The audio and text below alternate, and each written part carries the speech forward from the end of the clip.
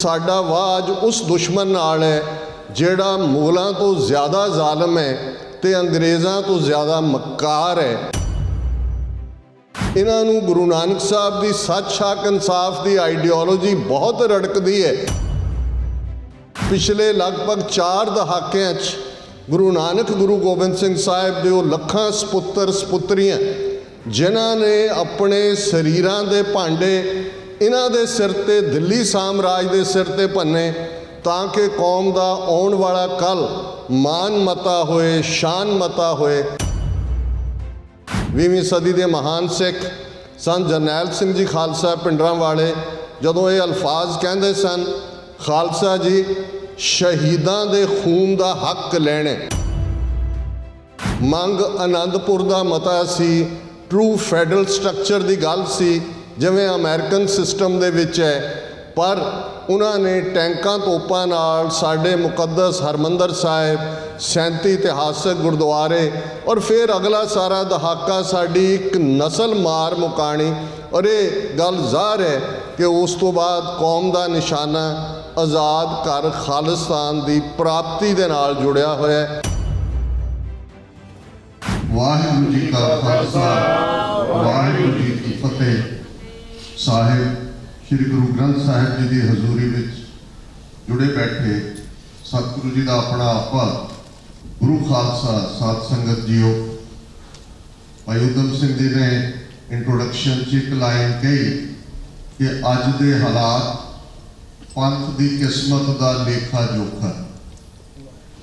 गुरु नानक साहिब का ये गाड़ी का 5.5 सदियां को मनुखी इतिहास के अंदर ये यूनीक रस्ता है, सच का रस्ता है।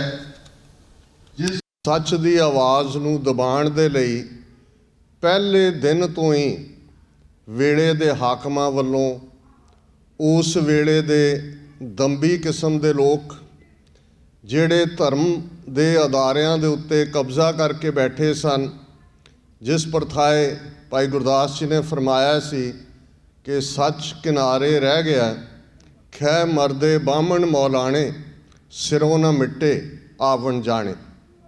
कि जिहड़ा मनुखी जीवन दे अंदर मनुख दा मुख मकसद है, केंद्री नुकता है जन्म मरण दे गेड़ तो बचना। तो ये दोवें ही स्कूल ऑफ थॉट, हिंदू मत जिस दे लई लफज ब्राह्मण मत इस्तेमाल किया जाता है, अज हिंदूत्वा कहा जाता है, और इस्लाम, और इन्हां दोनों दे ही जिहड़े अपने आप नूं अलंबरदार बन के पंडित और मौलाने सन, ये खैबड़ रहे ने। इन्हां ने लोकां नूं भंबल भूसे दे विच भरम भुलेखिਆਂ दे विच फसा दिता है ते सच कैजुअलिटी बन गया, सच किनारे रह गया। और यही कारण सी कि गुरु नानक साहिब का सुनेहा जिहड़ा उस वेले 10 दिशावां दे विच गूंजिया, उस शेर भबकार वांग सी जिस नूं भाई गुरदास जी ने फिर याद दहानी करवाई कि सिंह बुके मिरगावली भन्नी जाए ना तीर तरोआ। कि जदों शेर बुकदा है, मिरगां दी डार भज्जी जाती है, वो कोई धीरज नहीं करते, फिर 4 चफेरे यही आवाज़ गूंजी, धन नानक तेरी वड्डी कमाई। तो वेले दे हाकमां दा वरतारा वो असीं गुरु अर्जन साहब की शहादत, जिस नूं तौज़के जहांगीरी दे अंदर इस सच की गल करन वाले गुरु दे घर नूं वो दुकाने बातल कहंदा है। परशियन दे विच बातल दा मतलब हुंदा है झूठ। और यही टक्कर बेशक उस वेले दे मुगलिया साम्राज नाल सी। जे खालसा पंथ की साजना 10वें पातशाह 1699 ईस्वी करते हैं तो उन्होंने जीवन काल जे असी 14 जंगां का इतिहासक वेरवा देखते हैं तो आलमोस्ट 12 जंगां 22 तार दे पहाड़ी हिंदू राजियां नाल ने, जिन्हां नूं ये तकलीफ है कि सिख धर्म जात पात नूं मिटाउंदा है, सिख धर्म संगत पंगत का कानसैप्ट दिंदा है। सिख धर्म ने उन्हां दे हत्थ हथियार फड़ा दिते ने, जिन्हां प्रथाए असी जदों ये पढ़ते हैं कि जिन की जात वरण कुल माहें सरदारी ना भई कदाहें, तिन्ही को सरदार बनाऊं, तबै गोबिंद सिंह नाम कहाऊं।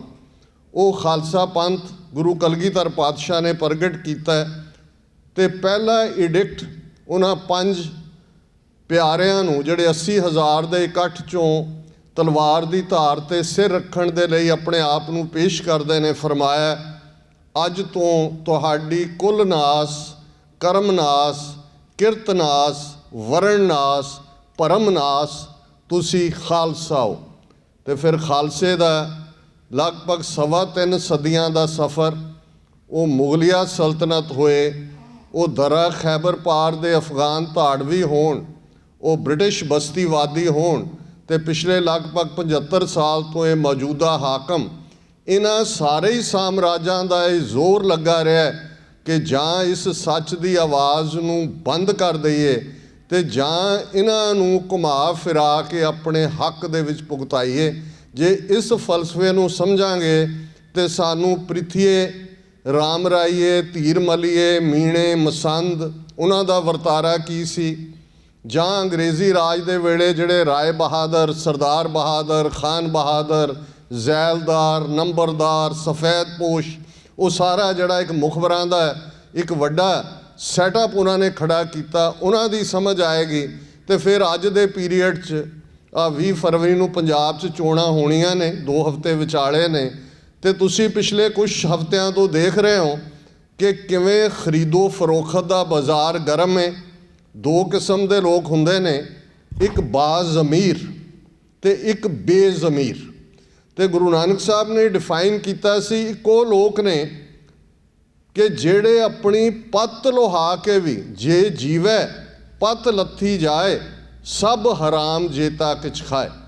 ਅਸੀਂ ਹਲਾਲ ਔਰ ਹਰਾਮ 2 ਲਫ਼ਜ਼, ਬੇਸ਼ੱਕ ਇਹ ਇਸਲਾਮਿਕ ਥਾਟ 'ਚੋਂ ਆਏ ਨੇ ਗੁਰਮਤ ਦੇ ਵਿੱਚ, ਇਸ ਨੂੰ ਇੱਕ ਪਾਸੇ ਜਦੋਂ ਅਸੀਂ ਹੱਕ ਹਲਾਲ ਦੀ ਕਮਾਈ ਕਹਿੰਦੇ ਹਾਂ, ਕਿਰਤ ਦੀ ਗੱਲ ਕਰਦੇ ਹਾਂ, ਤੇ ਗੁਰੂ ਨਾਨਕ ਸਾਹਿਬ ਯਾਦ ਦਹਾਨੀ ਕਰਵਾਉਂਦੇ ਨੇ, ਘਾਲ ਖਾਏ ਕਿਛ ਹੱਥੋਂ ਦੇ, ਨਾਨਕ ਰਾਹ ਪਛਾਣੇ ਸੇ, ਕਿ ਰੱਬ ਦਾ ਦਰਵਾਜ਼ਾ, ਰੂਹਾਨੀਅਤ ਦਾ ਦਰਵਾਜ਼ਾ, ਇਹ ਦਰ ਉਹਨਾਂ ਦੇ ਲਈ ਖੁੱਲ੍ਹਦਾ ਜਿਹੜੇ ਕਿਰਤ ਕਰਦੇ ਨੇ, ਹੱਕ ਹਲਾਲ ਦੀ ਕਮਾਈ ਖਾਂਦੇ ਨੇ, ਤੇ ਹੱਕ ਹਲਾਲ ਦੀ ਕਮਾਈ ਵਾਲੇ ਰੱਬ ਨਾਲ ਜੁੜੇ ਹੋਏ ਬਾਜ਼ਮੀਰ ਹੁੰਦੇ ਨੇ।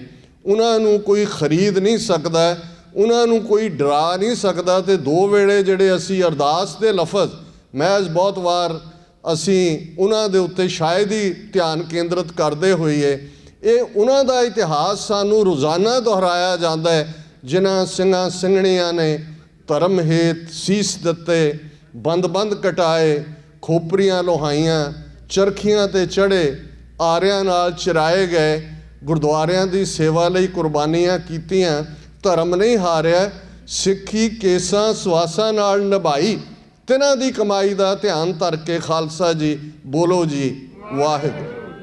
ਹੁਣ ਇਹ ਬਾਜ਼ਮੀਰ ਨੇ ਜਿਨ੍ਹਾਂ ਨੂੰ ਕੋਈ ਟੌਰਚਰ ਆਪਣੇ ਮਕਸਦ ਤੋਂ, ਆਪਣੇ ਮੁੱਦੇ ਤੋਂ, ਆਪਣੇ ਸਿੱਖੀ ਧਰਮ ਤੋਂ ਡੁਲਾ ਨਹੀਂ ਸਕਿਆ। ਪਰ ਇਹਨਾਂ ਦੇ ਨਾਲ ਇੱਕ ਬੇਜ਼ਮੀਰਿਆਂ ਦੀ ਵੀ ਲੰਬੀ ਲਾਈਨ ਹੁੰਦੀ ਹੈ। ਔਰ ਅਕਸਰ ਅੱਜ ਦੇ ਦੌਰ 'ਚ ਜਦੋਂ ਅਸੀਂ ਇਹਨਾਂ ਗੱਦਾਰਾਂ ਦੀ, ਜਿਹਦੇ ਲਈ ਇਹ ਕਾਮਨ ਲਫ਼ਜ਼ ਇਸਤੇਮਾਲ ਹੁੰਦਾ ਹੈ, ਲੰਮੀ ਫਰਿਸ਼ਤ ਦੇਖਦੇ ਹਾਂ। ਇੱਕ ਸੱਜਣ ਕਹਿਣ ਲੱਗੇ ਕਿ ਸਿੱਖਾਂ 'ਚ ਹੁਣ ਗੱਦਾਰ ਬੜੇ ਹੋ ਗਏ ਨੇ। ਮੈਂ ਕਿਹਾ ਜੀ ਨਹੀਂ, ਸਿੱਖਾਂ 'ਚ ਸਰਦਾਰ ਵੀ ਬੜੇ ਨੇ। ਗੱਦਾਰਾਂ ਦੀ ਲੋੜ ਹੀ ਇਸ ਲਈ ਪੈਂਦੀ ਹੈ, ਹਕੂਮਤ ਇਸੇ ਲਈ ਖਰੀਦਦੀ ਹੈ ਕਿਉਂਕਿ ਸਰਦਾਰਾਂ ਦੀ ਲਾਈਨ ਹੁੰਦੀ ਹੈ। ਔਰ ਅਸੀਂ ਜੇ ਇਹਨਾਂ 75 ਸਾਲਾਂ ਦੇ ਵਿੱਚ ਦੇਖੀਏ, ਔਰ ਖ਼ਾਸ ਤੌਰ 'ਤੇ ਪਿਛਲੇ 2-2.5 ਵਰ੍ਹੇ ਕਿਸਾਨ ਅੰਦੋਲਨ, ਤੁਸੀਂ ਸਭ ਉਸ ਦਾ ਹਿੱਸਾ ਰਹੇ। ਇੱਥੇ ਵੀ ਅਸੀਂ ਪ੍ਰੋਟੈਸਟ ਕੀਤੇ, ਸ਼ਮੂਲੀਅਤ ਦੁਨੀਆ ਭਰ ਦੇ ਸਿੱਖਾਂ ਦੀ ਸੀ, ਡਾਇਸਪੋਰਾ ਸਿੱਖਾਂ ਨੇ ਜਿੰਨਾ ਵੱਡਾ ਰੋਲ ਅਦਾ ਕੀਤਾ। ਔਰ ਅਸੀਂ ਇਹ ਦੇਖਦੇ ਹਾਂ ਕਿ ਇਹਦੇ ਬਾਵਜੂਦ ਕਿ ਕਿਵੇਂ ਢਾਹ ਲਾਉਣ ਵਾਲਿਆਂ ਦੀ ਵੀ ਕਮੀ ਨਹੀਂ ਸੀ, ਲੇਕਿਨ ਉਹ ਦਿੱਲੀ ਦੀਆਂ ਬਰੂਹਾਂ ਦੇ ਉੱਤੇ ਸਾਡੇ ਬਜ਼ੁਰਗ, ਸਾਡੀਆਂ ਮਾਤਾਵਾਂ, ਸਾਡੇ ਉਹ ਸਿੱਖੀ ਸਿਦਕ ਵਾਲੇ ਬੈਠੇ ਸੀ। ਉਹਨਾਂ ਦੀਆਂ ਅਰਦਾਸਾਂ, ਉਹਨਾਂ ਦੀ ਤਾਕਤ ਨੇ ਉਹ ਮੋਦੀ ਰਜੀਮ, ਜਿਸ ਦੇ ਸਪੋਰਟਰ ਕਹਿੰਦੇ ਸੀ कि मोदी ये तो पिछले 7 साल से किसी के आगे नहीं झुका, गुरु नानक दे खालसे दे सामने वो उस दिन झुकण लई आया ਜਿਸ ਦਿਨ ਗੁਰੂ ਨਾਨਕ ਸਾਹਿਬ ਦਾ ਪ੍ਰਕਾਸ਼ ਪੁਰਬ ਸੀ, ਉਹ ਮੁਆਫੀ ਵੀ ਮੰਗ ਰਿਹਾ ਹੈ, ਉਹ ਤਿੰਨੋਂ ਕਾਨੂੰਨ ਵਾਪਸ ਲੈਣ ਦੀ ਗੱਲ ਵੀ ਕਰ ਰਿਹਾ ਹੈ। ਇਹ ਖਾਲਸੇ ਦੀ ਤਾਕਤ ਹੈ। ਇਸ ਗੱਲ ਦਾ ਯਕੀਨ ਰੱਖੀਏ ਕਿ ਪੰਥ ਦੇ ਵਿੱਚ ਗੁਰੂ ਵਸਦਾ ਹੈ। ਅਕਸਰ ਨਿਰਾਸ਼ਾ ਦੇ ਪਲ ਵੀ ਹੁੰਦੇ ਨੇ, ਪੰਜਾਬ ਦੇ ਹਾਲਾਤ ਕਈ ਵਾਰ ਉਦਾਸ ਕਰਨ ਵਾਲੇ ਵੀ ਹੁੰਦੇ ਨੇ, ਪਰ ਇਹ ਗੁਰੂ ਨੇ ਕਲਾ ਵਰਤਾਈ ਹੈ। ਉਹੀ ਪੰਜਾਬ ਜਿਸ ਬਾਰੇ ਅਸੀਂ ਫਿਕਰਮੰਦ ਸੀ, ਕੋਈ ਉੜਦਾ ਪੰਜਾਬ ਫਿਲਮ ਬਣ ਰਹੀ ਹੈ, ਡਰੱਗਸ ਦੀ ਗੱਲ ਹੋ ਰਹੀ ਹੈ, ਪਤਤਪੁਣਾ ਚਾਰ ਚੁਫੇਰੇ ਹੈ, ਪਰ ਇਸ ਕਿਸਾਨ ਅੰਦੋਲਨ ਦੇ ਦੌਰਾਨ ਉਹੀ ਪੰਜਾਬ ਜਿਸ ਪ੍ਰਥਾਏ ਪ੍ਰੋਫੈਸਰ ਪੂਰਨ ਸਿੰਘ ਹੋਰਾਂ ਦਾ ਕਹਿਣਾ ਹੈ, ਪੰਜਾਬ ਨਾ ਹਿੰਦੂ ਨਾ ਮੁਸਲਮਾਨ, ਪੰਜਾਬ ਜਿਉਂਦਾ ਗੁਰਾਂ ਦੇ ਨਾਂ 'ਤੇ। ਗੁਰੂ ਨੇ ਕਲਾ ਵਿਖਾਈ।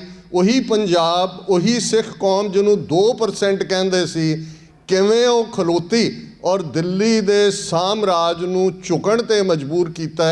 ਇਹ ਸਾਡੀ ਸਟਰੈਂਥ ਹੈ। ਜਦੋਂ ਅਸੀਂ ਐਨਾਲਾਈਜ਼ ਕਰਦੇ ਹਾਂ ਕਿਸੇ ਸਿਚੁਏਸ਼ਨ ਨੂੰ, ਵਿਕਿਆ ਹੋਇਆ ਤਾਂ ਵੀ ਨਜ਼ਰਸਾਨੀ ਕਰਨੀ ਚਾਹੀਦੀ ਹੈ, ਕਮਜ਼ੋਰੀਆਂ ਵੱਲ ਵੀ ਧਿਆਨ ਦੇਣਾ ਚਾਹੀਦਾ। ਅੰਗਰੇਜ਼ੀ ਦੇ 2 ਲਫ਼ਜ਼ ਹੁੰਦੇ ਨੇ, ਇੱਕ ਸੈਲਫ ਐਨਾਲਿਸਿਸ ਹੈ, ਇੱਕ ਸੈਲਫ ਕੰਡੈਮਨੇਸ਼ਨ ਹੈ। ਇੱਕ ਆਪਾ ਪੜਚੋਲ ਹੈ, ਇੱਕ ਆਪਾ ਨਖੇਦੀ ਹੈ। ਆਪਾ ਪੜਚੋਲ ਬੜੀ ਜ਼ਰੂਰੀ ਹੈ ਇੰਡੀਵਿਜੂਅਲ ਲਾਈਫ 'ਚ ਵੀ। ਰੋਜ਼ਾਨਾ ਬੰਦੇ ਖੋਜ ਦਿਲ ਹਰ ਰੋਜ਼ ਨਾ ਫਿਰ ਪਰੇਸ਼ਾਨੀ ਮਾਹੇ। ਅਸੀਂ ਆਪਣੇ ਆਪ ਨੂੰ ਵੀ ਖੋਜਣਾ, ਪਰ ਕੌਮ ਦੀ ਡੈਸਟਨੀ ਦੇ ਲਈ ਅਸੀਂ ਦੇਖਣਾ ਕਿ ਸਾਡਾ ਵਾਹ ਅੱਜ ਉਸ ਦੁਸ਼ਮਣ ਨਾਲ ਹੈ ਜਿਹੜਾ ਮੁਗਲਾਂ ਤੋਂ ਜ਼ਿਆਦਾ ਜ਼ਾਲਮ ਹੈ ਅਤੇ ਅੰਗਰੇਜ਼ਾਂ ਤੋਂ ਜ਼ਿਆਦਾ ਮੱਕਾਰ ਹੈ। ਉਹਨਾਂ ਦਾ ਕੰਬੀਨੇਸ਼ਨ ਹੈ।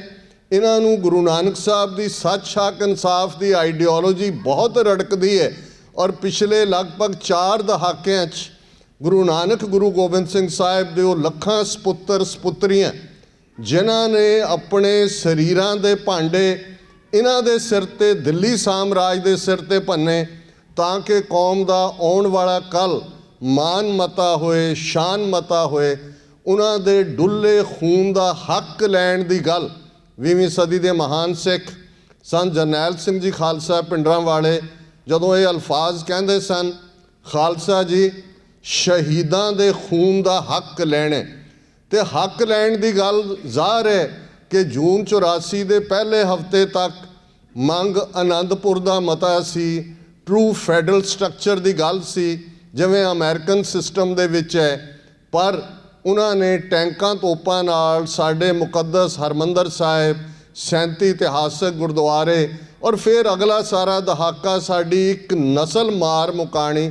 ਔਰ ਇਹ ਗੱਲ ਜ਼ਾਹਰ ਹੈ ਕਿ ਉਸ ਤੋਂ ਬਾਅਦ ਕੌਮ ਦਾ ਨਿਸ਼ਾਨਾ ਆਜ਼ਾਦ ਘਰ ਖਾਲਿਸਤਾਨ ਦੀ ਪ੍ਰਾਪਤੀ ਦੇ ਨਾਲ ਜੁੜਿਆ ਹੋਇਆ ਹੈ। ਔਰ ਇਹ ਗੱਲ ਸਾਡਾ ਦੁਸ਼ਮਣ ਸਾਨੂੰ ਬਾਰ-ਬਾਰ ਦੱਸ ਰਿਹਾ ਕਿ ਉਸ ਸਿਸਟਮ ਦੇ ਵਿੱਚ ਜੇ ਕਿਸਾਨੀ ਅੰਦੋਲਨ ਇੱਕ ਜਿੱਤ ਦੀ ਕਗਾਰ ਤੱਕ ਪਹੁੰਚਦਾ ਹੈ, ਅਤੇ ਤੁਸੀਂ ਦੇਖਦੇ ਹੋ ਕਿ ਗੁਰੂ ਗ੍ਰੰਥ ਸਾਹਿਬ ਦੀ ਬੇਅਦਬੀ 2015 ਤੋਂ ਬਰਗਾੜੀ, ਬਹਿਬਲ ਕਲਾਂ, ਬੁਰਜ ਜਵਾਰ ਸਿੰਘ ਵਾਲਾ ਇਹ ਵਾਕਿਆ ਤੋਂ ਤੁਸੀਂ ਵਾਕਫ ਹੋ, ਇੱਕਦਮ ਇੰਨੀ ਤੇਜ਼ ਕਰ ਦਿੱਤੀ ਜਾਂਦੀ ਹੈ ਕਿ ਦੁਸ਼ਟਾਂ ਵੱਲੋਂ ਹਰਿਮੰਦਰ ਸਾਹਿਬ ਦੇ ਅੰਦਰ ਬੇਅਦਬੀ ਦੀ ਕੋਸ਼ਿਸ਼ ਕੀਤੀ ਜਾਂਦੀ ਹੈ। ਅਤੇ ਜੇ ਉਸ ਨੂੰ ਆ ਪੰਥ ਮੂੰਹ ਭੰਨਦਾ ਉਸ ਪਾਰਟ ਦਾ, ਆ ਪਿਛਲੇ ਦਿਨਾਂ 'ਚ ਦਿੱਲੀ ਦੇ ਕਸਤੂਰਬਾ ਨਗਰ ਦੇ ਵਿੱਚ ਜਿਹੜੀ ਇੱਕ 21-22 ਸਾਲਾ ਸਿੱਖ ਬੱਚੀ ਦੇ ਨਾਲ, ਗਰੀਬ ਕਿਰਤੀ ਪਰਿਵਾਰਾਂ ਦੀ ਬੱਚੀ ਦੇ ਨਾਲ ਜੋ ਵਰਤਾਰਾ ਹੁੰਦਾ ਹੈ ਉਹ ਲਫ਼ਜ਼ ਬਿਆਨ ਨਹੀਂ ਕੀਤੇ ਜਾ ਸਕਦੇ।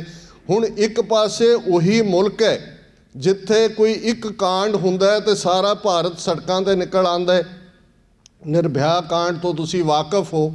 ਕਿਸੇ ਦੀ ਵੀ ਬੱਚੀ ਹੋਏ, ਸਿੱਖ ਦੇ ਲਈ ਅਸੀਂ ਤਾਂ ਇੱਜ਼ਤ ਆਬਰੂ ਦੇ ਰਾਖੇ ਹਾਂ ਉਸ ਧਰਤੀ ਦੀਆਂ ਜਾਈਆਂ ਦੇ। ਔਰ ਇਹੀ ਕਾਰਨ ਸੀ ਕਿ ਜਦੋਂ ਹਮਲਾਵਰ ਇੱਥੋਂ ਇਸ ਮੁਲਕ ਦੀ ਅਜ਼ਮਤ ਨੂੰ ਲੁੱਟ ਕੇ ਲਿਜਾਂਦੇ ਸਨ, ਅਤੇ ਜੇ ਉਸ ਧਰਤੀ ਦੀਆਂ ਜਾਈਆਂ ਕਿਸੇ ਵੱਲ ਆਸ ਨਾਲ ਤੱਕਦੀਆਂ ਸੀ, ਪੰਜਾਬ ਦੀਆਂ ਲੋਕ ਬੋਲੀਆਂ 'ਚ ਬੋਲੀ ਹੈ, ਮੋੜੀ ਬਾਬਾ ਕੱਛ ਵਾਲਿਆ ਰੰਨ ਜਾਂਦੀ ਬਸਰੇ ਨੂੰ। ਬਸਰਾ ਜੀ ਇਰਾਕ ਦਾ ਸ਼ਹਿਰ ਹੈ। ਬਸਰਾ, ਗਜ਼ਨੀ, ਬਗਦਾਦ, ਇਹ ਉਹ ਵੱਡੀਆਂ ਮੰਡੀਆਂ ਸੀ ਜਿਨ੍ਹਾਂ ਦੇ ਵਿੱਚ ਨਿਲਾਮ ਹੁੰਦੀ ਸੀ ਅਜ਼ਮਤ, ਔਰ ਉਹ ਉਸ ਕਸ਼ਹਿਰੇ ਵਾਲੇ, ਉਸ ਪੰਜ ਕਕਾਰੀ ਖਾਲਸੇ ਵੱਲ ਉਸ ਧਰਤੀ ਦੀਆਂ ਜਾਈਆਂ ਤੱਕਦੀਆਂ ਸੀ। ਅਤੇ ਅੱਜ ਕੀ ਕਾਰਨ ਹੈ ਕਿ ਸਾਡੀ ਆਪਣੀ ਬੱਚੀ ਦਿੱਲੀ ਦੇ ਉਸ ਕਸਤੂਰਬਾ ਨਗਰ ਦੇ ਅੰਦਰ ਬੇਪਤ ਕਰਕੇ 2 ਘੰਟੇ ਉਸ ਨੂੰ ਪੈਰੇਡ ਕਰਵਾਇਆ ਜਾਂਦਾ ਹੈ। 600 ਮੀਟਰ ਦੇ ਉੱਤੇ ਪੁਲਿਸ ਥਾਣ ਹੈ, ਨਾ ਦਿੱਲੀ ਦਾ ਚੀਫ ਮਿਨਿਸਟਰ ਕੇਜਰੀਵਾਲ ਜਿਹਦਾ ਸੌਦਾ ਅੱਜ ਪੰਜਾਬ 'ਚ ਵੇਚਣਾ ਚਾਹੁੰਦੇ ਨੇ ਕਿ ਜੀ ਪੰਜਾਬ 'ਚ ਦਿੱਲੀ ਮਾਡਲ ਲਾਗੂ ਹੋਏਗਾ। ਇਹ ਮਾਡਲ ਦੀ ਅਸੀਂ ਤਵੱਕੋ ਕਰ ਰਹੇ। ਔਰ ਤੁਸੀਂ ਦੇਖੋ ਕਿਵੇਂ ਮੀਡੀਆ ਨੇ ਵਨ ਸਾਈਡਡ ਲਾਈਨ ਲਈ। ਜੇ ਸਾਡੇ ਸਿੱਖ ਸੋਸ਼ਲ ਮੀਡੀਆ ਦੇ ਉੱਤੇ ਐਕਟਿਵਿਸਟ ਅੱਗੇ ਨਾ ਆਉਂਦੇ ਔਰ TV 84 ਜਿਹੜੇ ਪਿਛਲੇ ਅਸੀਂ ਲਗਭਗ 10 ਸਾਲ ਤੋਂ ਇੱਕ ਪੰਥ ਦੀ ਆਵਾਜ਼, ਇੱਕ ਪੋਲੀਟੀਕਲ ਈਡੀਐਮ ਸਿਰਜਣ ਦੀ ਕੋਸ਼ਿਸ਼ ਕਰ ਰਹੇ ਹੈ, ਸਾਨੂੰ ਇਸ ਗੱਲ ਦਾ ਗੁਰੂ ਦੇ ਰਹਿਮਤ ਦੇ ਨਾਲ, ਗੁਰੂ ਦੀ ਸ਼ਰਫ ਹਾਸਲ ਹੈ ਕਿ ਦੋਨੋਂ ਮੁੱਦੇ ਜੇ ਭਗਵੰਤ ਮਾਨ ਚੀਫ ਮਿਨਿਸਟਰ ਚਿਹਰਾ ਐਲਾਨਿਆ ਜਾਂਦਾ ਹੈ ਤੇ ਸਾਡਾ ਬਿਊਰੋ ਚੀਫ ਪੰਜਾਬ ਦੇ ਵਿੱਚ ਵੀਰ ਸੁਖਵਿੰਦਰ ਸਿੰਘ ਉਹ ਕਨਫਰੰਟ ਕਰਦਾ ਹੈ ਭਗਵੰਤ ਮਾਨ ਨੂੰ ਪ੍ਰੋਫੈਸਰ ਭੁੱਲਰ ਦੇ ਮੁੱਦੇ ਦੇ ਉੱਤੇ। ਔਰ ਇਹ ਸਟੋਰੀ ਅਲਟੀਮੇਟਲੀ ਰਿਹਾਈ ਦੀ ਗੱਲ ਅੱਜ ਫੋਕਸਡ ਹੈ। ਦਿੱਲੀ ਦੇ ਵਿੱਚ ਵੀ ਜਦੋਂ ਉੱਥੇ ਸਭ ਪਾਸੇ ਬੈਨ ਹੈ, ਸਾਡੇ ਬਿਊਰੋ ਨਾਲ ਸੰਬੰਧਿਤ ਵੀਰ ਜਸਵਿੰਦਰ ਸਿੰਘ ਉਹ ਜਾ ਕੇ ਉੱਥੇ ਕਵਰੇਜ ਕਰਦੇ ਨੇ ਉਸ ਘਰ ਦੀ, ਉਸ ਬੱਚੀ ਦੇ ਨਾਨਾ ਨਾਨੀ ਦੇ ਨਾਲ, ਉਸ ਦੇ ਬਾਕੀ ਪਰਿਵਾਰ ਵਾਲਿਆਂ ਨਾਲ। ਦੁਨੀਆ ਭਰ ਦੇ ਵਿੱਚ ਖਬਰ ਫੈਲਦੀ ਹੈ। ਪਰ ਮੈਂ ਇਹ ਯਾਦ ਦਹਾਨੀ ਕਰਵਾ ਰਿਹਾ ਕਿ ਉਸ ਧਰਤੀ ਦੇ ਉੱਤੇ ਨਾ ਸਾਡੇ ਆਰਥਿਕ ਹਿੱਤ ਸੁਰੱਖਿਅਤ ਨੇ, ਨਾ ਸਾਡਾ ਮਜ਼ਹਬ ਸੁਰੱਖਿਅਤ ਹੈ। ਇੱਕ ਅੱਧਾ ਵਾਕਿਆ ਕਿਤੇ ਹੁੰਦਾ ਕਿਵੇਂ ਭਾਰਤ ਦਾ ਮੀਡੀਆ ਉਸ ਨੂੰ ਚੁੱਕਦਾ, ਪਰ ਤੁਸੀਂ ਦੇਖੋ ਕਿਵੇਂ ਸਾਡੇ ਇਤਿਹਾਸਕ ਗੁਰਦੁਆਰੇ, ਗੁਰਦੁਆਰਾ ਗਿਆਨ ਗੋਦੜੀ ਹਰਿਦੁਆਰ ਦੇ ਅੰਦਰ, ਗੁਰਦੁਆਰਾ ਸਾਹਿਬ ਮੰਗੂ ਮੱਠ ਉਸ ਉੜੀਸਾ ਦੇ ਅੰਦਰ, ਗੁਰਦੁਆਰਾ ਡੋਂਗਮੌਰ ਸਿੱਕਮ ਦੇ ਅੰਦਰ, ਔਰ ਮਟਨ ਕਸ਼ਮੀਰ ਦੇ ਅੰਦਰ ਵੀ ਇੱਕ ਗੁਰਦੁਆਰਾ ਸਾਹਿਬ ਮੰਦਿਰ 'ਚ ਕਨਵਰਟ ਕਰ ਦਿੱਤਾ ਗਿਆ। ਇਵੇਂ ਹੀ ਅਸੀਂ ਬੇਪਤ ਹੁੰਦੇ ਰਵਾਂਗੇ, ਇਵੇਂ ਹੀ ਜੋ ਸਲੂਕ ਗੁਲਾਮਾਂ ਨਾਲ ਹੁੰਦਾ ਰਹੇਗਾ। ਇਹ ਉਹ ਵਕਤ ਹੈ ਖਾਲਸਾ ਪੰਥ ਜਿਵੇਂ ਕਿਸਾਨ ਮੋਰਚੇ ਦੇ ਚੱਲਦੇ ਆ, ਅਸੀਂ ਸਾਰੇ ਮਤਭੇਦ ਭੁਲਾ ਕੇ ਇੱਕ ਗੱਲ 'ਤੇ ਫੋਕਸਡ ਸੀ ਕਿ ਕਾਨੂੰਨ ਵਾਪਸ ਕਰਵਾਉਣੇ ਨੇ। ਇਹ ਸਾਡੀ ਅਣਖ ਦੀ ਲੜਾਈ ਹੈ, ਇਹ ਸਾਡੀ ਗੈਰਤ ਦੀ ਲੜਾਈ ਹੈ।